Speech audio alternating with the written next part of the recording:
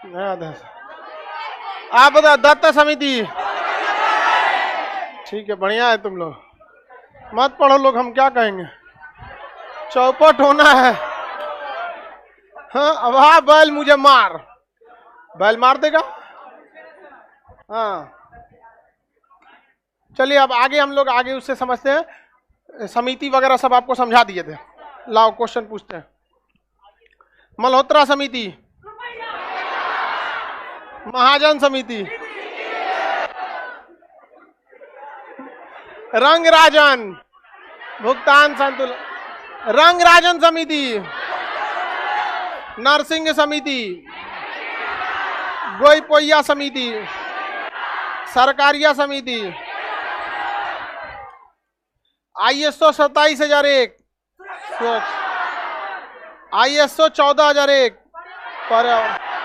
ISO 9001, ISO 18001, FPO mark, फल फूल, फल फल फल, ISI मार्क, औद्योगिक उत्पाद, औद्योगिक उत्पाद, IMF लोन ज्यादा दिन के लिए, कम दिन के लिए, कम दिन, और WTO ज्यादा दिन, विकासात्मक कार्य के लिए वर्ल्ड बैंक, विकासात्मक कार्यों के लिए वर्ल्ड बैंक, ज्यादा दिन के लिए वर्ल्ड बैंक, बिना शर्त का वर्ल्ड, शर्त के साथ इमरजेंसी में, भुगतान संतुलन के लिए आए, कर्जा चुकाने के लिए आए। भुगतान संतुलन में कर्जा चुकाना होता है एक तरह से। श्रीलंका को दिया, पाकिस्तान को दिया। इसी को कहते हैं बेल आउट पैकेज, यानी मर रहे हो, इंजेक्शन मार रहा है तुमको, तो bail out package. Bail out package. World economic outlook किसका है? IMF का, हर साल प्रकाशन करता है वर्ल्ड इकोनॉमिक आउटलुक। तो आउटलुक, वर्ल्ड इकोनॉमिक आउटलुक पुस्तक कौन निकालता है? IMF। IMF का मुख्यालय वाशिंगटन, वर्ल्ड बैंक का Washington, WTO Geneva, intellectual property को कंट्रोल करता है WTO। बताइए कॉपीराइट कितना साल? 50, पेटेंट 20, ट्रेडमार्क हमेशा आजीवन, जब तक कंपनी है ट्रेडमार्क रहता है, ट्रेडमार्क सबका रहेगा। आगे बढ़ जाए, किसी को दिक्कत नहीं ना। आज आपको पढ़ाना है PF। क्या पढ़ाना है? PF, provident fund. अंग्रेजी हिंदी में कहते हैं भविष्य निधि। यानी हम लोग कमाने का तो कमा रहा आदमी, लेकिन बुढ़ापा में मान के तो चलो पतो भगा दी, तुम भाग बुढ़ाऊ कहीं कहीं है, बैठ के खांसता है, दमा हो गया इसको, मोतियाबीन है, घुटना ना उठ रहा है, तो भगा दिया तुम। तब उसके लिए PF, प्रोविडेंट फंड, यानी कमाने के दौरान ही इतना पैसा रख लीजिए कि बुढ़ापा में पतो हो सबसे कोई दिक्कत ना हो। आजकल का जमाना आ रहा है, पहले जमाने में बूढ़ा दादा उदा का सेवा करना, आज के समय में हम लोग जब बूढ़ा होंगे, दमा हो जाएगा, बबनी पानी दो, तो ईयरफोन लगा के गाना सुनेंगे, उड़ता पैजामा काला मिलेगा आज के समय में। इसलिए अभी के लिए जरूरी क्या है? Provident fund. भविष्य के लिए बहुत दिक्कत हो जाएगा।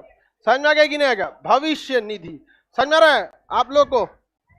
चलिए, भविष्य निधि आप लोग को ज्यादा समझने की जरूरत है। आगे देखा जाए, घर की जिम्मेदारी ज्यादातर लड़कियों की ही रहती है, बाहर की जिम्मेदारी पुरुषों की। लेकिन अब तो महिला आप लोग पढ़ने लगी तो क्या खाली घरे संभालेगी लोग? नहीं, विदेश मंत्रालय। चलो अब ध्यान देते हैं। PF बोलते हैं प्रोविडेंट फंड को शॉर्टकट में। ये भविष्य के लिए पैसा रखा रहता है, समझ में आ गया कि नहीं? और आपको पैसा इसी से दिया जाता है। जैसे किसी की सैलरी, जितना सैलरी 1 लाख सैलरी है, कितना है? 1 लाख। अब किसी की 1 लाख क्या है? सैलरी है। अब 1 लाख सैलरी में उसकी लाइफ तो A ग्रेड की जिएगी, आज के समय में ठीक ठाक जिंदगी जिएगा 1 लाख की सैलरी में। वहां पे बहुत ना बहुत ज्यादा अच्छा, ना बहुत ज्यादा खराब, मीडियम क्लास में फर्स्ट क्लास जिंदगी जी लेगा। वरना ये 1 लाख रुपए एक समय था कि बहुत ज्यादा था, बट महंगाई इतना भयानक चला गया है कि 1 लाख भी अब बहुत मायने नहीं रखेगा। तो देखिए ध्यान से, इसमें गवर्नमेंट कहती है कि 12% काट लो। कितना कर लो? 12, यानी 12,000 काट लीजिए तो सैलरी कितना मिलेगा? हाँ, 88,000, यानी इसको इन हैंड सैलरी कितना दिया जाएगा? 88। अब 12% यानी 12,000 रुपया महीना इसका क्या कर लिया जाए? काट। 12% क्या कर लेना है? काट लेना।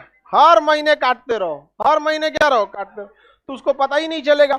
और काटते काटते जब वो बूढ़ा होके रिटायर होगा तो 12,000 रुपया महीना करके 12% करते करते कितना बड़ा पैसा जमा हो जाएगा। और उस पैसे को एक बैंक में अलग रखा जाता है, उसको ईपीएफओ कहते हैं। क्या कहते हैं? EPFO. EPFO, employed provident fund organisation. ईपीएफओ इस पैसा को रखता है और इस पैसे को आगे जाके निवेश कर देता है और इस पे 7 से 8% क्या दे देता है? ब्याज। तो एक तो 30-40 साल की नौकरी में एक बड़ा सा अमाउंट जमा हो जाएगा और उसमें से ब्याज मिलेगा, तो वो पैसा आपका 30-40 लाख हो जाता है। समझ में आ गया कि नहीं? बुढ़ापा में कितना हो जाता है? 30-40 लाख। और जब बूढ़ा होइएगा तो वही आपको दे देगा कि लो बबुआ ये पैसा लो। बूढ़ा हो जाएगा तो पैसा क्या दे देगा? कोई देगा। पैसा किसका था? आपका। अब वही आपको दे देगा क्या बना के? पेंशन। अब इसको महीना महीना पहले दिया जाता था, अब एक के बार दे देता। ले जाओ, कौन बवाल रखेगा तुम्हारा, लेके जाओ यहाँ पर। तो जो पैसा दिया जाता है आपको पेंशन के रूप में, ये मेहरबानी मत समझिएगा सरकार की, ये आपका अपना था। और कोई कहे पेंशन नहीं देना तो कहता मत काटना पीएफ, हमारा पीएफ मत काटना। लेकिन पीएफ काटना जरूरी है। जिस कंपनी में 20 से ज्यादा एम्प्लॉय रहते हैं ना, उसको पीएफ काटना क्या रहता है? जरूरी रहता है। समझ में आ गया कि नहीं? क्या पीएफ कितने तरह से काटा जाता है? अब किसी को 1 लाख सैलरी दे दीजिएगा तो 1 रुपया पीएफ में नहीं रखेगा, सोचेगा अगले महीने रख देंगे, महीना 2,000 रखेगा, एक महीना 3,000 रखा, इस टाइप का। तो जैसे सैलरी देनी है ना किसी को भी, तो पहले ही कंपनी को कह दिया जाता है तुम ही काट के रख दो इसके पीएफ अकाउंट में, इसको कम में देना, 12% काट के तुम ही दे देना। तो अगर हम अपने कंपनी में किसी भी स्टाफ को सैलरी देंगे तो स्टाफ के भरोसे पीएफ काटेंगे कि खुदे काट लेंगे? खुदे काट लेंगे कि तुम्हारा इतना हुआ, ये पीएफ है, अब पीएफ तुम्हारे अकाउंट में जल जाएगा। जैसे आप लोग के पास पैन कार्ड है ना, उसी तरह जिसका पीएफ कटता है उसका क्या कार्ड रहता है? PF card. अब मान के चलिए वो हमारी कंपनी से जाके दूसरी कंपनी में गया, तो आप ही बताइए, आप अगर अपना अकाउंट इस बैंक से दूसरे बैंक में करते हैं तो क्या पैन कार्ड चेंज होता है? पैन कार्डवा तो वही रहता है। उसी तरह पीएफ कार्ड चेंज नहीं होता है। आप इस कंपनी में रहिएगा तो इस कंपनी वाला 12% आपके पीएफ अकाउंट में डालेगा। तो पीएफ अकाउंट बैंक का नहीं रहता है, किसका रहता है? ईपीएफओ। किसका रहता है? ईपीएफ। क्या पीएफ अकाउंट चेंज होता है? नहीं, पीएफ अकाउंट चेंज नहीं हो। आप रिलायंस कंपनी में थे, रिलायंस आपको पीएफ काट के देगी? पीएफ देगी आपको? पीएफ आपको मत आपके पीएफ कार्ड में डाल देगी। किस में डाल देगी? पीएफ कार्ड में। पीएफ अकाउंट नंबर होता है उसमें डाल देगी। आप रिलायंस छोड़ के अडानी में चलेगा तो वो भी पीएफ काटेगा, आपको हाथ में देगा कि आपके पीएफ अकाउंट में डाल दे। कंपनी बदलने से क्या पीएफ अकाउंट बदलता है? किसी के पास नहीं बदलेगा। आखिर ये तब ये इंप्लॉय पे क्यों नहीं छोड़ दिया जाता है कि तुम ही रखना 12%? क्यों कंपनी वाले को कहा जाता है कि तुम डालो उसके पीएफ में काट के? देखिए, कंपनी को पकड़ना आसान है। सुन एक कंपनी में 3,000-4,000 आदमी काम कर रहा है, तो 4,000 आदमी को खोजिएगा। रे तो सब रख लिया रे, तुम तो खर्चा कर दिया सब, 12% रख, इसमें दिक्कत हो जाएगा। और सुनबे नहीं करेगा, हमारा पैसा है, क्या कर लीजिएगा आप? लड़ जाएगा, वो चल जाएगा कोर्ट में, बवाल हो जाएगा। कंपनी एक्ट में डाल दीजिए कि जिस कंपनी में 20 से ज्यादा एम्प्लॉय रहेंगे उसको अपने कंपनी के वर्कर का क्या खोलना पड़ेगा? पीएफ। क्या खोलना पड़ेगा? पीएफ। लेकिन वर्कर कम से कम 3 महीना काम किया होना चाहिए। ये ना कि किसी कंपनी में गए 2-4 दिन काम किए, कहे कि पीएफ डाल दीजिए मेरा, भगा देगा, भाग यहाँ से, पीएफ काट दीजिए। कम से कम कितना दिन काम करते हैं? 3। तब आपका क्या काटा जाता है? पीएफ। अब देखिए, अगर आपको 1 लाख सैलरी हाथ में दे दिया तो जरूरी नहीं कि आप 12.5% रखवाइबे करिएगा, आप खर्चा कर दीजिएगा। किसी दिन बर्थडे पड़ गया, किसी दिन किसी का त्योहार पड़ गया, शादी ब्याह पड़ गया, कहेंगे छोड़े यहाँ पे काट देते हैं। लेकिन कंपनी के हाथ में रहेगा तो आपके यहाँ कुछ पड़ल रहे वो कंपनी काट लेगा, क्योंकि नियम किसके ऊपर है? कंपनी के ऊपर। और कंपनी ने अगर पीएफ नहीं काटा तो कंपनी के ऊपर रेड कर देगा सब। कौन?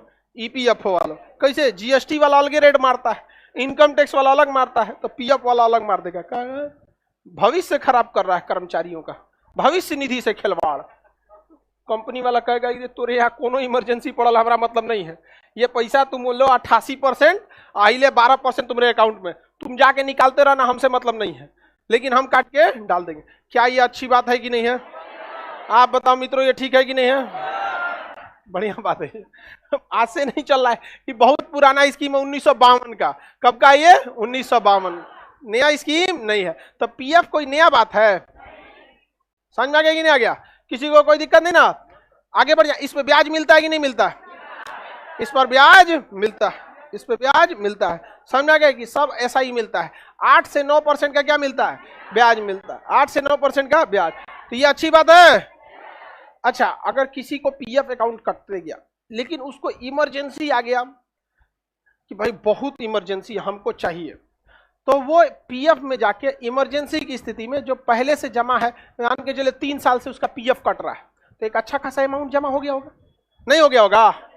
अब वो चाहता है कि भैया हमको पैसा चाहिए, एकदम इमरजेंसी है, किसी बच्चे को पढ़ाना होगा, बेटी की शादी करनी होगी, या कोई बीमारी हो गई होगी, तब अगर वो जाएगा तो पीएफ अकाउंट से इमरजेंसी स्थिति में पैसे को निकाल सकता है। तो अच्छी बात है कि नहीं? लेकिन उसके लिए आपको अगर पढ़ाना है तो स्कूल के प्रिंसिपल लिख के देंगे कि हाँ इसका इंजीनियरिंग कॉलेज का 1 लाख फीस है। अगर शादी ब्याह करना है तो उसका अपना प्रोसीजर होगा। इलाज कराना है तो हॉस्पिटल का प्रोसीजर होगा। मतलब सरकार इतनी जिम्मेदार है कि आपका भविष्य खराब होने नहीं देगी। अच्छी बात है? किसी को दिक्कत? तो जिसको भी पीएफ मिलता है या सैलरी मिलती है, क्या उस पर कोई एहसान किया जाता है? वो उसी का पैसा है। समझ में आ गया कि नहीं आ गया? किसी को दिक्कत नहीं ना? 15 साल जब आप पीएफ जमा कर देते हैं तो आप निकालने के लिए क्या हो जाते हैं? मैच्योर हो जाते हैं। तो किसी में 5 साल तक होता है, किसी में 15 साल, अलग अलग मतलब जॉब के हिसाब से ये डिफर करता है। लेकिन मेन कंसेप्ट समझ में आ गया? बोलिए। हाँ, आदमी चाहे तो परसेंटेज को बढ़ा सकता है। हाँ नहीं, 12% से घटा नहीं सकता। मतलब बबनी का कहना है कि मान के चलिए कोई नौकरी कर रहा है, अच्छा क्वेश्चन है, कोई नौकरी कर रहा है, उसकी सैलरी 1 लाख, लेकिन उसके पास 20 बीघा जमीन भी है, तो वही में से 10 बीघा में से खेती उती करके अपना परिवार चला लेगा। तो क्या उसको 1 लाख की जरूरत है? अभी नहीं है। तो इनका कहना है क्या अभी जो 12% लिया जा रहा है, हम चाहेंगे तो 20% जमा करा सकते हैं, बिल्कुल जमा करा सकते हैं। बस उसके लिए एक अलग से फॉर्म भर के रिक्वेस्ट प्रपोजल डालना पड़ता है, वो आपका क्या कर देगा? कंपनी बढ़ा देगा। बढ़िया बात है, लेकिन घटा नहीं सकता। सोचिएगा 2% ले लो ना, बढ़ाने के लिए बढ़ा सकता है, घटा नहीं सकता। अच्छी बात है ये, बहुत अच्छा बात है। तो इसे क्या कहते हैं? पीएफ। क्या कहेंगे? पीएफ। ये सरकारी कंपनी वाले ही पहले करते थे सब। पीएफ पहले कौन देता था? सरकारी कंपनी वाले। प्राइवेट कंपनी वाले पीएफ देते ही नहीं थे। तो सरकारी पीएफ मतलब भविष्य निधि, प्रोविडेंट फंड। प्रोविडेंट मतलब भविष्य में आने वाले खतरा के लिए पहले से पैसा रख लीजिए। तो पहले कौन देता था? सरकारी कंपनी वाले। कब देते थे? 1952 से पीएफ चालू था, सरकारी कंपनी। लेकिन 1968 में ये प्राइवेट कंपनियों पे भी कर दिया गया। जब सरकारी कंपनी देती है तो ईपीएफ, ईपीएफ सब में पीएफ जुड़ा ही रहता है, ईपीएफ। और अगर आपका प्राइवेट कंपनी है तो पब्लिक प्रोविडेंट फंड, पीपीएफ। है तो दोनों पीएफ है। क्या? दोनों पीएफ। सरकारी रहेगा तो ईपीएफ, प्राइवेट है तो पब्लिक पीपीएफ। अब पीएफ का तो मतलब कॉमन है, पीएफ का मतलब प्रोविडेंट फंड। तो शॉर्टकट में आदमी इसको भी पीएफ कहता है, इसको भी पीएफ कहता है, क्योंकि दोनों में क्या लगा हुआ है? पीएफ लगा हुआ है। बात बराबर है। रिलायंस कंपनी क्या देगी? PPF, Reliance company. और रेलवे ईपीएफ। है तो दोनों पीएफ है। क्या? पीएफ। समझ में आ गया कि नहीं आ गया? किसी को कोई दिक्कत नहीं ना? पीएफ देना जरूरी है। लेकिन समस्या क्या आती है? आप अगर किसी गांव का आदमी है, अगर काम करने आया है, तो उसको पीएफ काटिएगा ना, तो उसको लगता है आप उसका पैसा काट रहे हैं। कहता कहाँ पूरा मिलता है, कट जाता है। अरे यार कट क्या रहा है, तुम्हारे पास है वो, हम थोड़े निकाल सकते हैं पीएफ अकाउंट का। तुमको ज्यादा इमरजेंसी है, जाओ बैंक में लेटर लिख के दो, इमरजेंसी दिखाओ, निकल जाएगा तुम्हारा पैसा। तो एक मेंटेलिटी होती है, कहाँ देता है, काट लेता है पीएफ। अजब हाल है यार, तुम्हारा पीएफ काट ला, तुम्हारे में न जा रहा है पीएफ काट के, क्या हम अपने पास रखेंगे? नहीं ना रख सकते हैं। समझ में आ गया दोनों में अंतर? बताइए, अगर एयर इंडिया काट रही है पीएफ तो क्या कहलाएगा? पहले एयर इंडिया ईपीएफ थी, अभी एयर इंडिया टाटा की होगा, अब क्या होगा? पीपीएफ। रेलवे कुछ दिन बाद। समझ में आ गया कि नहीं? आर्मी, आर्मी ईपीएफ सरकारी ही है। आर्मी क्या है? सरकारी। अभी जो योजना है, अग्निपथ के लिए कि 12 साल मतलब जब 4 साल बाद होगा तो 12 लाख रुपया दिया जाएगा। 12 लाख रुपया आप अपने घरे से दे रहे हैं, उसका क्या कट रहा है? पीएफ कट रहा है वहां पे। नहीं समझ में आया? क्या कट रहा है? पीएफ कट रहा है। तो पीपीएफ ईपीएफ समझ में आ गया कि नहीं आ गया? अच्छा एक बात बताइए, अगर कोई बिजनेसमैन है, ना बेचारा अंबानी में काम करता है ना अडानी में काम करता है, यानी ना वो सरकारी में है ना प्राइवेट में है, अपना उसका किराना का दुकान है, किसी का मेडिकल स्टोर है, किसी की सब्जी की दुकान है, छोटा बिजनेस है, किसी का मीडियम है, किसी का बड़ा है, बिजनेसमैन है, खुद का बिजनेस है, तो ना वो सरकारी कंपनी का एम्प्लॉय है ना प्राइवेट कंपनी का एम्प्लॉय, लेकिन उसके भी तो भविष्य की चिंता है। बुढ़ापा में उसका भी हालत बहुत खराब हो सकता है कि नहीं हो सकता? आप लोग अपने गांव में एग्जाम्पल देखे होंगे, बुढ़ापा में बहुत किसी लोग का हालत खराब हो जाता था। समझ में आ गया कि नहीं आ गया? बहुत दिक्कत होता है। तो उन लोगों के लिए क्या लाया गया? तो उन लोग के लिए मोदी जी सोचे। कौन सोचे? मोदी जी सोचे। वहां पर कहें कि हम इसके लिए क्या लाएंगे? National pension programme, national pension scheme, NPS, national pension scheme. ये आपको जो चाहे वो खुलवा सकता है। क्या करवा सकता है? जिसको मन जो चाहे खुलवा सकता है, 18 साल से लेके 65 साल के आदमी। और इसमें सबसे ज्यादा ब्याज दिया जाता है 10%। समझ में आ गया कि नहीं? कितना परसेंट? 10। जिसको जितना मन उसको क्या कर सकता है? खुलवा सकता है। आप लोग भी अपना चाहे तो पीएफ खुलवा सकते हैं, 18 साल के रहना चाहिए। समझ में आ गया कि नहीं? 500 रुपया महीना पे खुलवा लीजिए। समझ में आ गया कि नहीं? 60 साल तक जमा कीजिए। कितना साल तक? अलग अलग स्कीम है, उसमें आपको क्या करना है? जमा करना है। लेकिन 5 साल से पहले आप निकाल नहीं सकते। आप पूरी मैच्योरिटी कब कंप्लीट होगी? 60 साल। इसमें पैसा निकालना जो होता है थोड़ा मुश्किल होता है, यानी इसकी तरलता, लिक्विडिटी बहुत ही वेरी लो होती है। पैसा निकालना थोड़ा सा मुश्किल होता है। इसमें हाई थोड़ा सा रिस्क होता है। रिस्क किस होता है? क्योंकि आपका पैसा को ये लगा देता है सब शेयर बाजार में। कहाँ में लगा देता है? शेयर। और कहीं डुबा दिया, आपका भी क्या हो जाएगा? चल जाएगा। इसलिए सरकार कहती है कि सब शेयर बाजार में मत लगाओ, कुछ म्यूचुअल फंड में लगा दो। तो कुछ म्यूचुअल फंड में लगाएगा, कुछ शेयर में। लेकिन लॉन्ग टाइम में शेयर लॉस नहीं देता है। आपको 1-1.5 साल में लॉस दे सकता है, लेकिन लॉन्ग टाइम में क्या देता है? फायदा ही देता है वहां पे। और जो फंड लगा रहा है, फंड मैनेजर बकलोल थोड़े है। फंड मैनेजर बकलोल है? नहीं होता है। तो भविष्य निधि बाबू बताओ जरूरी है कि नहीं है? तो कितने टाइप के भविष्य निधि देखें आप? हाँ, पीएफ कितने टाइप का? 3। सरकारी है तो सरकारी है ईपीएफ, अगर प्राइवेट कंपनी है तो पीपीएफ, और अगर बिजनेस या कोई निजी कंपनी, अगर कोई क्या है बिजनेस है तो एनपीएस। सबसे ज्यादा पैसा एन, सबसे ज्यादा रिस्क एनपीएस। रिस्क भी सबसे ज्यादा किसमें है? एनपीएस में। ये बात सही है कि नहीं है? किसी को दिक्कत? आप लोग का भी जब जॉब होगा तो आप मम्मी पापा के लिए कोई एक एनपीएस खुलवा दीजिएगा, कि बूढ़े होंगे लोग तो आपको दिक्कत नहीं होगा। समझ में आया? मृत्यु हो जाएगा तब तो पैसा उसके नॉमिनी को मिलेगा। हाँ, घर नॉमिनी मतलब उत्तराधिकारी।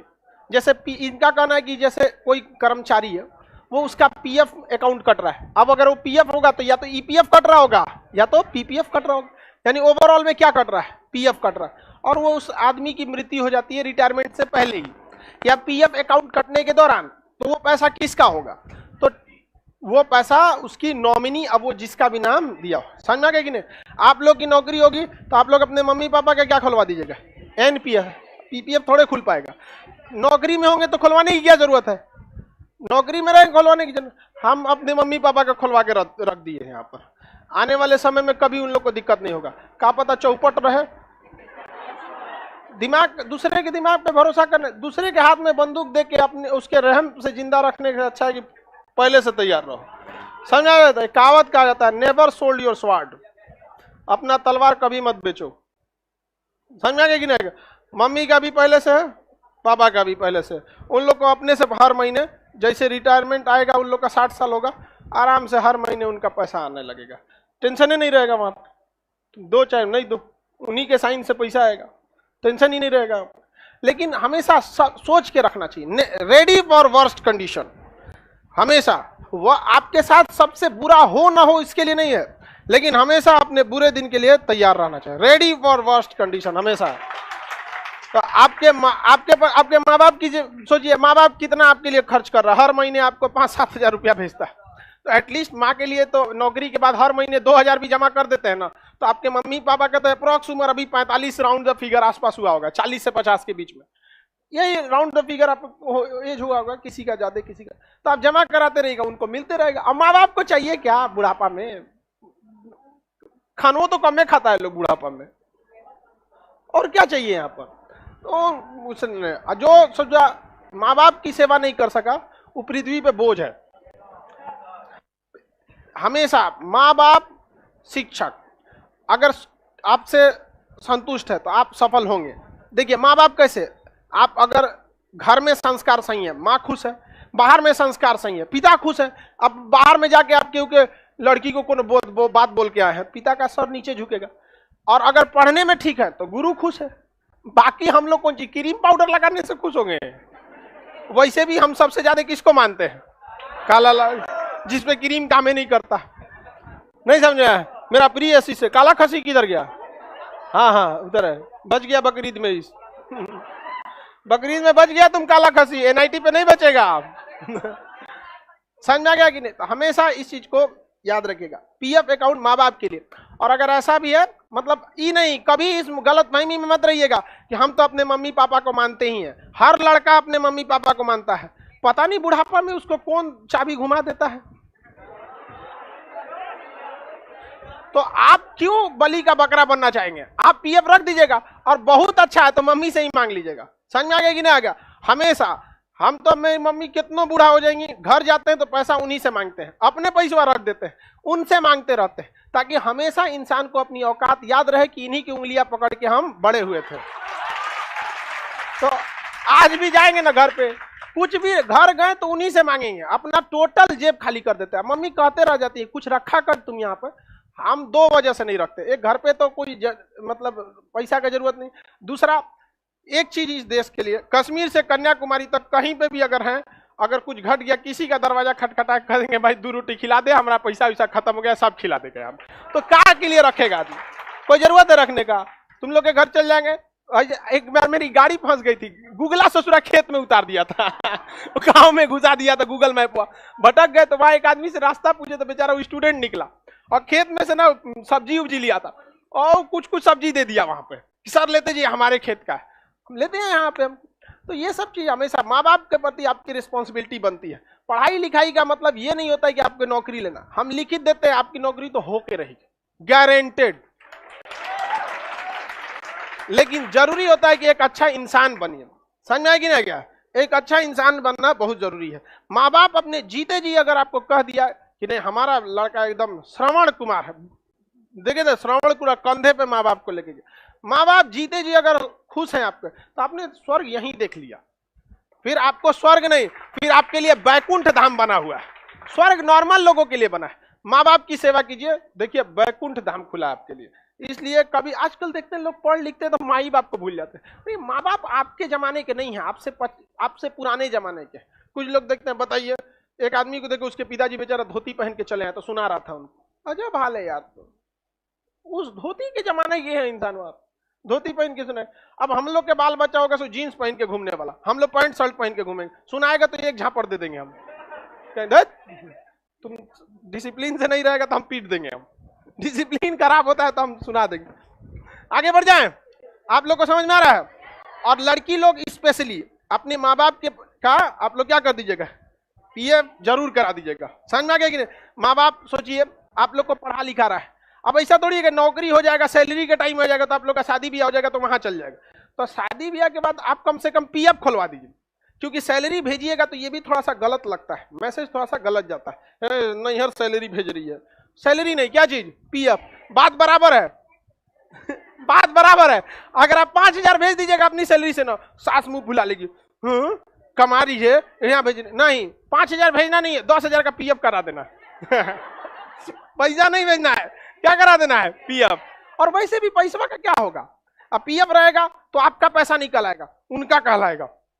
पीएफ अगर रहेगा तो पैसा किसका है, जिसका पीएफ है उसके अकाउंट से साइन होगा। अगर हम ही अपनी मम्मी पापा का पीएफ करा दिए और कल को हम सोचेंगे कि अपने साइन से हम उसमें से 2000 निकाल दे, भगा देगा हमको, निकलो यहाँ से, निकाल। जब भी साइन होगा मम्मी पापा का, तो उनमें भी एक गट्स रहेगा, बाल बच्चा को पढ़ाएं तो आज हम आप अपने पैर पे खड़े हो रहे हैं, तो साथ में याद रखिएगा यदि माँ बाप आपको अपने पैर पे खड़ा किया है तो आपका कर्तव्य बनता है कि बुढ़ापे में माँ बाप को उनको अपने पैर पे खड़ा रखिए। सबके पास ये होना चाहिए, इसमें कोई वो सब नहीं। समझ में आ रहा है कि नहीं आ रहा है? किसी को दिक्कत? तो ये पीएफ इसलिए ये बहुत जरूरी चीज है, इसको इसलिए देख रहे हो अलगे डिजाइन से इसको पढ़ा रहे हैं, सजाओ जाके। आगे बढ़ जाए। तो पीएफ ईपीएफ सब समझ में आ गया आप लोगों को। ग्रेचुटी क्या होती है? देखिए ग्रेचुटी बहुत अच्छी चीज होती है, कंपनी के लॉयल कस्टमर लॉयल एम्प्लॉय को ग्रेचुटी दिया जाता है। ग्रेचुटी मतलब जैसे कोई कंपनी में कोई व्यक्ति काम कर रहा है, अब वो कंपनी का एम्प्लॉय बहुत पुराना है, कम से कम कितने साल पुराना है? 5 साल।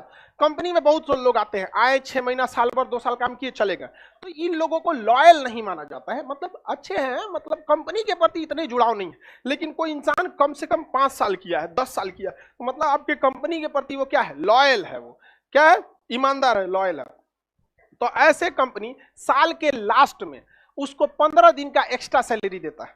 15 दिन का क्या देता है? एक्स्ट्रा, मतलब आधे महीने की सैलरी दे दिया। अब किसी की एक 50,000 सैलरी है, तो 15 दिन का मतलब 25,000, तो क्या दे देगा? 25,000 एक्स्ट्रा दे देगा साल के लास्ट में। तो ग्रेचुटी क्या होता है? बोनस टाइप का मिलता है। आप सुन रहे होंगे, इसको लोग नॉर्मल भाषा में बोनस बोल देते हैं, सुन देते हैं ना? तो ये सबको मिलता है। बोनस अलग चीज होता है, बोनस अलग होता है, ग्रेचुटी अलग होता है। जैसे मान के चलिए कंपनी ने सोचा कि हमको 10 लाख का प्रॉफिट होना चाहिए, और कंपनी को प्रॉफिट हो गया 15 लाख का। इसके लिए मतलब कर्मचारियों ने बहुत अच्छा काम किया था। तो जब कंपनी को एक्स्ट्रा प्रॉफिट हो जाता है ना, तो कंपनी उसको अपने हिसाब से कुछ कुछ पैसे बांट देती है, जिसे क्या कहते हैं? बोनस। लेकिन ग्रेचुटी अपने हिसाब से नहीं बांटना है। 5 साल से पुराना कर्मचारी है और आपकी प्राइवेट लिमिटेड कंपनी में वर्करों की संख्या 10 से ज्यादा है, 10 से ज्यादा है, और वर्कर की संख्या 10 से ज्यादा है, तो ग्रेचुटी आपको कितना? और 5 साल से पुराना वर्कर है, मान के चलिए किसी मेरी कंपनी में मान के चलिए 200 वर्कर है, और लेकिन किसी का 3 साल हुआ है, तो ग्रेचुटी बनता है उसका कम से कम ग्रेचुटी कम से कम 5। कितने दिन की सैलरी? 15 दिन। कितने दिन की? 15 दिन की सैलरी ग्रेचुटी में दे दी जाती है। समझ में आ गया कि नहीं आ गया? लेकिन ये इसके लिए 2 शर्तें हैं। एक तो कंपनी में कम से कम कितने कर्मचारी? 10, और कितने साल पुराने आदमी को? समझ में आ गया कि नहीं आ गया? तो प्रोविडेंट फंड कंप्लीट, पीएफ समझ में आ गया? हिंदी में क्या कहेंगे? भविष्य निधि। भविष्य निधि जरूरी है कि नहीं है? इंप्लॉई को देना है या कंपनी को देना? कंपनी की। काटना किससे? इंप्लॉई से। और जमा किसको कराना है? कंपनी को। कंपनी पे नकेल कसना आसान है ना, कंपनी सुनेगी नहीं किसी आदमी का। आपको कितना मुसीबत रहे, कंपनी काटिए के देगी आपको, जाइए रोते रहिए वहां पे। कंपनी में सैलरी सीधे मालिक नहीं देता है, एचआर देता है। ह्यूमन रिसोर्स का जो रहता है वही उसी के पास चिल्लाइए, तू जाएगा मैनेजर के पास, जाएगा एमडी के पास, सीएमडी के पास, 4 जगह दौड़ा देगा, बोर्ड मेंबर तक तो पगलाइए जाइएगा वहां पे। अब बोर्ड मेंबर वाला कह देगा जाओ मैनेजर से मिलो। तो कंपनी को कंट्रोल करना थोड़ा सा इजी है, बशर्ते इंडिविजुअल को कंट्रोल नहीं ना कर पाएंगे, लगेगा रोने, तबीयत खराब हो लो पैसा काट लिया, कंपनी नहीं ना रोएगी, बंद कर देगा कंपनी वहां पर। इतना समझ में आ गया आप लोग को? अब आगे समझते हैं और कुछ टर्मिनोलॉजी। अब टर्मिनोलॉजी मतलब कुछ कुछ चीजें, जैसे बाट, ये एक तो बॉट सिस्टम होता है। क्या होता है? Bot system. ये बॉट सिस्टम क्या करता है? बैट या बॉट सिस्टम होता है, ये ऑटोमेशन की दुनिया में काम करता है। ऑटोमेशन ये नहीं। ऑटोमेशन में क्या है? जैसे व्हाट्सएप में एक सिस्टम आता है बॉट सिस्टम, उसको हम अपने व्हाट्सएप से अटैच कर देंगे ना, तो जैसे आप बोलिएगा गुड मॉर्निंग तो अपने से जवाब दे देगा गुड मॉर्निंग। समझ में आ गया कि नहीं? How are you? I am fine, what about you? फटाफट उसको पहले क्वेश्चन बताना है, फिर आंसर बताना है, तो उससे मिलता जुलता जहां क्वेश्चन पूछेगा आंसर दे देगा। समझ में आ गया कि नहीं? अभी हम लोग अपने एप्लीकेशन में बॉट सिस्टम को लगा रहे हैं, पूछेगा नया बैच, फटाक से आपको बता देगा अपने से, जो नया बैच है, रनिंग बैच बता देगा, फीस अपने से बता देगा। मतलब आदमी की जरूरत ही नहीं है। किसकी जरूरत है? बॉट की। आपका काम खुद ही कर देगा, क्वेश्चन पूछिए वो आंसर आपको दे देगा। तो बॉट सिस्टम जो होता है काफी अच्छा होता है। समझ में आ गया कि नहीं आ गया? हाँ, एक छोटा सा सॉफ्टवेयर होता है, उसको ऐड कर दिया जाता है उसमें। समझ में आ गया कि नहीं आ गया? जैसे व्हाट्सएप पे अपने डाल देंगे हम, कोई पूछेगा केमिस्ट्री की फीस कितनी है, अपने से बता देगा। कोई पूछ देगा वहां पे कि मैप का बैच कब आ रहा है, बॉट को बता दिए रहेंगे, बता देगा इतने तारीख को आने वाली है। नहीं रहेगा तो आई हैव नो आंसर, खुदे बता देगा कि हमरा ना बताया है। समझ में आ गया कि नहीं? गूगला के पास रहता है ना, ऐसे गूगला के पूछिएगा कॉल गूगल। ठीक ठाक। गूगला बतियाता है ना, वही कौन सा सिस्टम है? Bot system. आप पूछिए वो अपने से बता देगा। आदमी की जरूरत है नहीं, लेकिन बॉट को ट्रेनिंग देना बहुत जरूरी होता है। सब चीज क्वेश्चन पूछते रहिए, वो आपको बताते रहेगा। गूगला से पूछिए, जो पूछेंगे क्या होगा बता देगा ना गूगल। या जो पूछना है आप बताइए। गूगल ऐसे, गूगला से ऐसे पूछा जाता है। ऐसा गूगल को कैसे हैक करें?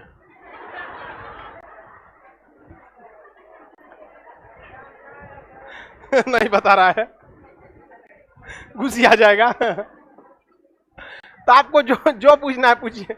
एलेक्सा एगो आता है गूगला का। आईफोन में सीरी है।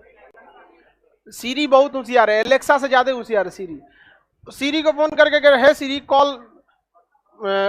आप जिस नाम से सेव किए हैं, तो अब कॉल टू मम्मी, तो आपके मोबाइल में मम्मी नाम से जो सेव रहेगा ना उस पर कॉल लगा देगी तुरंत। Hey Siri please hands free the mobile, speaker on कर देगी। तो वो क्या होता है? बॉट। बॉट सिस्टम बड़ी तेज काम करता है, तो मशीनरी होते हैं सब, किसी को कोई दिक्कत नहीं ना। लेकिन इस बॉट सिस्टम की एक बहुत बड़ी खराबी, जैसे रेलवे में टिकट, रेलवे में क्या करना है? टिकट बुक करना है, तो बॉट को तैयार कर दीजिए, बॉट को सिस्टम तैयार कर दीजिए कि पहला कॉलम में नाम भरना है, दूसरा कॉलम में एज भरना है, तीसरा कॉलम में कहां से ट्रेन पकड़ना है, चौथा कॉलम में कहां तक ट्रेन जाएगी, उसको सब सिखा दीजिएगा। बॉट को सारा सिखा देंगे। अब जैसे ट्रेन का टिकट चालू होगा, धाए दे 1 सेकंड में 100 को टिकट बुक कर देगा। बॉट को क्या जा रहा है टिकट बुक करने? आपको ना भरना है, उसको एक दिन पहले ही भर दीजिए। पहला नंबर में सुरेश, दूसरा नंबर में रमेश, तीसरा में 4 गो 5 गो जसविंदर, सब नाम भर दीजिए। मारेगा 1 सेकंड में 100 को टिकट बुक करके रख देगा। तो बॉट ना रेलवे की वॉट लगा के रख दिया था। पागल हो गया था लोग। पहले से प्रोग्राम उसमें सेट था, 1 मिनट में मारा 1000 टिकट बुक कर दिया, क्योंकि उसको एक दिन पहले आप उसको सब चीज समझा दीजिए, और जैसे ऑन होगा फट से भर देगा, तुरंत का तुरंत। समझ में नहीं गया? बहुत दिक्कत हो जाता था यहाँ पर। इससे निपटने के लिए कैप्चा लाया गया। क्या लाया गया? कैप्चा। कैप्चा देखें, ये क्या होता है? कैप्चा। अब ये कैप्चा तुरंत जनरेट होता है। अगर मान के चलिए फॉर्म में बैक हो गए, दोबारा आएंगे ना तो ये कैप्चा बदल जाएगा। अब अगर बॉट को आप कितनों सिखाए हैं कि नाम ये भर देना, पता ये भर देना, सब भर देना, कैप्चा बताए थे उसको, अब वहां खाली रहेगा। जब तक कैप्चा नहीं भरिएगा फॉर्म सबमिट नहीं होगा। अब कैप्चा भरने के बॉटवा पगला जाएगा, कहेगा जा चाचा ये तो बतेबे नहीं किए थे, सब फॉर्म में दुका दे रहा है, बॉड छोट स्मॉल कैपिटल देख रहे हैं, पता ही नहीं। अब आपको पता है क्या कि आपके फॉर्म भरते समय कौन सा कैप्चा आएगा? नहीं, आपको ये पता है कि आपको नाम क्या भरना है, मोबाइल नंबर क्या भरना है, ईमेल सब पता है, लेकिन आपको क्या नहीं पता है? तो बताइए, क्या कोई रोबोट या बॉट, रोबोट को शॉर्टकट में क्या बोलते हैं? बॉट। आपका रोबोट ही है वो एक तरह का, क्या वो इस कैप्चा को भर पाएगा? अब बताइए, अब टिकट बुक होगा? कोप्चा, रे गधा, कैप्चा होता है। हाँ पीके सर, कोप्चा। चलिए अब ध्यान से समझते हैं। ये समझ में आ गया कि नहीं आ गया? लेकिन इसमें एक समस्या है। समस्या ये है कि कभी कभी कैप्चा कोड वह फोटो बनाने को दे देता है कि 4 गो फोटो दे देगा, कहेगा सेलेक्ट कार, आप कार का फोटो पे क्लिक कीजिए, 2 गो कार दिखेगी तो 2 पे क्लिक कीजिए, या फिर इतने टार भर देता है, आई के ऊपर कभी शेड मार देता है, दिखबे नहीं करता है, तो अजीब दिखता है। E27 8 कैपिटल W ऐसा लिख गया। अब इसमें भरने में टाइम लगता था, भरने में क्या लगता था? टाइम लगता था। किसी को कोई दिक्कत नहीं ना? भरने में क्या करता था? टाइम। तो गूगला इसका उपाय लाया, कहा कि टाइम बचाया जाए लोगों का। गूगला का काम यही है कि क्या करता है? टाइम बचा देता है। तो गूगला ये वाला फॉर्म देने लगा, आई एम नॉट रोबोट। समझ में आ गया कि नहीं? क्या करना है? I am not robot. इस पे क्या करना है? क्लिक करना है, I am not a robot, कि मैं रोबोट नहीं हूं। और उसके बाद क्या कर देना है? सबमिट कर देना है। जैसे आप टिक करेंगे ना आई एम नॉट रोबोट, तो गूगल का टर्म्स एंड कंडीशन होता है, इसको पढ़िएगा, I am not an robot का इसका टर्म्स एंड कंडीशन। तो इस पे लिखा रहता है कि जो भी व्यक्ति आई एम नॉट रोबोट पे क्लिक करके और सबमिट करेगा, उस व्यक्ति का ईमेल जो उस लैपटॉप में रजिस्टर्ड है उस व्यक्ति का आईपी एड्रेस जो उसमें रजिस्टर्ड है, जो जो उसका पर्सनल जानकारी है, और वो शेयर कर दिया जाएगा।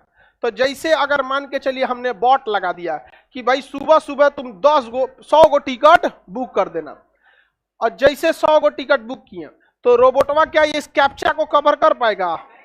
नहीं कवर कर पाएगा। लेकिन इसको तो टिक मार देगा, क्योंकि बॉटवा को सिखा देना है कि जैसे कहे आई एम नॉट रोबोट तो टिक मार के सबमिट कर देना। तो रोबोटवा जो है ना बॉट टिक मार देता है, और सबमिट जैसे करता है तो जैसे टिक मार के सबमिट कीजिएगा आपका कंप्यूटर का सारा जानकारी गूगला के पास चल गया।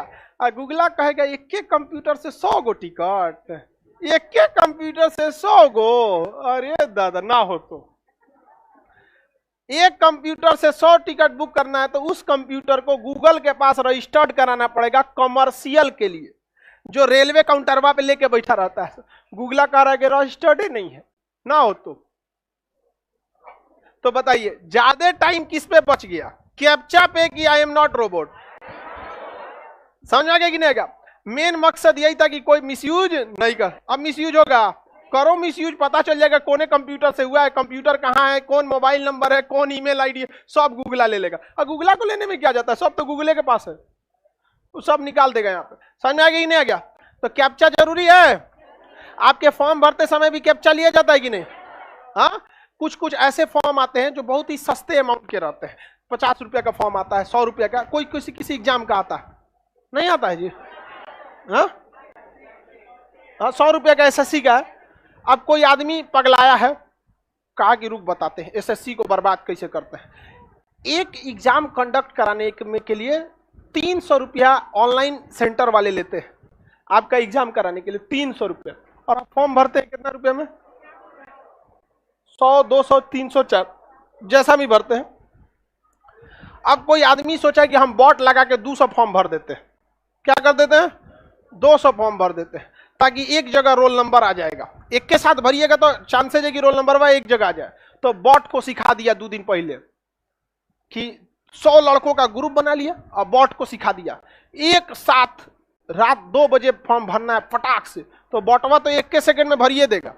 उसको क्या करना है, तो पहले उसको प्रोग्राम सेट कर दिए कि पहला नंबर पे नाम ये रहेगा, दूसरा नंबर पे नाम, धाए दे भर देगा। तो कॉपी पेस्ट मारना है, भर देगा शर्ट से। आपको 200 लड़का का फॉर्म एक के बार में भर दिया। समझ में आ गया नहीं गया? जैसे 200 लड़का का फॉर्म एक के बार भरेगा, अगर तब कैप्चा हो ही नहीं पाएगा। कैप्चा हो पाएगा? पॉसिबल ही नहीं, उसको पता ही नहीं है कैप्चा। हाँ, वो क्या कर सकता है, आई एम नॉट रोबोट पे मार सकता है। आई एम नॉट रोबोट पे मार देगा। जैसे आई एम नॉट रोबोट पे मार देगा, देगा अरे बाप हो बाप, 200 लड़कन का फॉर्म एक के बार में, ना हो तो रोक देगा। समझ आ गया कि नहीं आएगा? जहां रोक दिया काम गड़बड़ा गया। तब लाइन से भरिए। गूगल भी यही करता है कि फॉर्म भरिए तो लाइन से भरिए, एक के बार में नहीं। तो कई लड़का सोचता होगा कि बकलोल है ना, लिखवाता है I am not a robot, हम रोबोट होते हुए मार देंगे। क्या कर लोगे? क्या कर लेगा बता देगा वहां पर। क्योंकि इन भारत सरकार की आईटी मंत्रालय का कानून कहता है कि किसी भी व्यक्ति का ईमेल, मोबाइल नंबर, पर्सनल जानकारी, आईपी एड्रेस बिना उस व्यक्ति के परमिशन आप नहीं ले सकते हैं। तो ये क्या ले रहा है? जैसे मारेंगे आई एम नॉट रोबोट, सब चीज में आएगा आई एम नॉट रोबोट। जैसे मारे आई एम नॉट रोबोट, आपकी जानकारी ले लिया। सर आप तक मेरा कमेंट का जवाब नहीं दिए आप।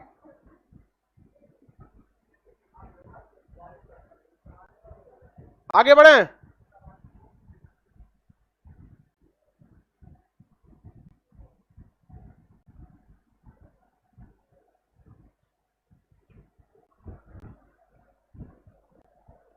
किसी को कोई दिक्कत नहीं ना कैप्चा कोड में? नहीं ना? ज्यादा आसान कौन है? I am not robot. लेकिन आई एम नॉट रोबोट के लिए गूगला पैसा लेता है, ज्यादा पैसा लेता है। कहता है 3 रुपया लेंगे, तो अलगे से 3 रुपया लेता है। एक बार कहेगा कि आई एम नॉट रोबोट पे। हाँ, आपका 100 रुपया का फॉर्म है तो 3 रुपया कौन ले गया? गूगला। साइलेंटली कमाता है गूगला, पता नहीं चलता है कौन सी का बिजनेस कर रहा है। चुपचाप कमाता है। और कैप्चा वाला 2-3 रुपया, 2 रुपया, 2.5 रुपया, 1.5 रुपया लेता है सब। तो ज्यादातर फॉर्म में आप क्या देखेंगे? कैप्चा। ज्यादातर फॉर्म में कैप्चा।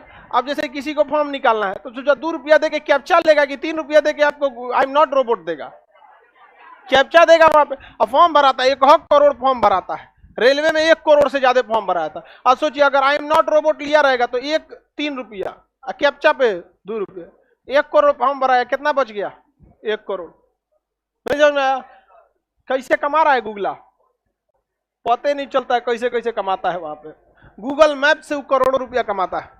गूगल मैप पे अगर आपके रेस्टोरेंट के नाम को हाईलाइट करना है ना, पैसा लेगा, लाओ तो मैंने रेस्टोरेंटवा का नाम हाईलाइट करेंगे, तो आप सड़क पे जाइएगा ना तो 50 गो रेस्टोरेंट रहेगा, लेकिन जो पैसा देला रहेगा ना वो का भभकेगा ऐसे ऐसे रेस्टोरेंट। गूगला बहुत कचरा है। अब क्या जी? हाँ, हमारे क्लास को हाईलाइट किया तो गूगला हमसे पैसा नहीं लिया। 2 तरह से पैसा, अब ताजमहल का लोकेशन दिखाने के लिए ताजमहल से पैसा मांगेगा, क्या कहेगा? पैसा देने तो गायब कर देंगे लोग, गूगले को गरियाएगा, रे सोचा तूने नक्शा में ताजमहल नहीं है, तो वहां मजबूरी हो जाती है। गूगला शुरू में हमसे भी चार्ज मांग रहा था कि खान जी दिखाने का हम चार्ज लेंगे, हम नहीं दिए, कहे तुम पटना दिखाएगा, खान जी नहीं दिखाएगा। हाँ, मजबूरी है तुम्हारे यहाँ। तो आइएगा ना तो दिखाता है वहां पे खान जी यहाँ पर फेमस लोकेशन दिखाता है। और ये जो जितने ऑनलाइन डिलीवरी वाले होते हैं सर, खाना, जोमेटो, स्विगी, पिज्जा, ये हमारे कोचिंगवा में ले आके पहुंचा देता। कहाँ ले आना है? तो खान सर के यहाँ। तो नियर खान सर लिखो, Khan GS, near Khan GS, तो समझ में आएगा कि खान जीएस के ऑफिस में लेगा खान जीएस, चला था ऑफिस में पिज्जा सर आपका।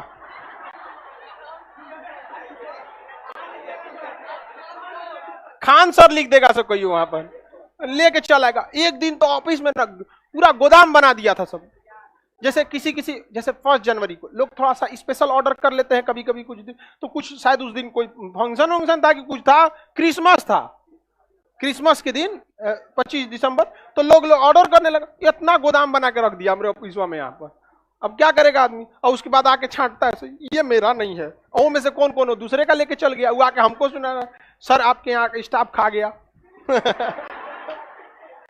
हम कहे देखो स्टाफ का लिए खाएगा, तुम खुद सोचो। किसी चीज के नियर न डाला जाता है, जैसे Patna university, near Patna university, उसके पास, तो ऐसे आप नियर डालिए उसको, खाने जीएस में कर देता है। तो ले आए यहाँ पे। इतना समझ में आ गया ना सब लोग को? बॉट कैप्चा आप लोग को समझ में आया है? क्या बताएं ये क्या चीज था? ये थोड़ा बहुत तो आया ही होगा समझ में। चलिए जितना भी समझ में आया। अब कल हम लोग शाम को 5 बजे क्या पढ़ेंगे? केमिस्ट्री। शाम 5 बजे से केमिस्ट्री। चलिए गर्ल्स